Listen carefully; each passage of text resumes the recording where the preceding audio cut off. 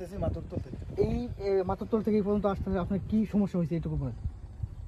মাতুরতল থেকে ওই জায়গায় না, গোয়েনঘাট পর্যন্ত যেতে আচ্ছা কইন আপনি আমাদের রাস্তাঘাটের কি অবস্থা? রাস্তাঘাটের অবস্থা তো আর কইয়া লাভ নাই।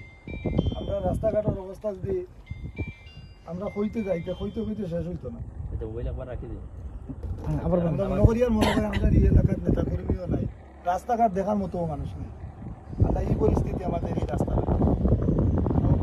গোয়েনঘাট টু মাতুরতল বা মনোরতল যাতায়াতের শুধু একটি রাস্তা, আর বিকল্প রাস্তা। ওই রাস্তা দিয়ে প্রায় লক্ষাধিক মানুষ যাতায়াত করে। কিন্তু ওদের দিকে কেউ চায় না।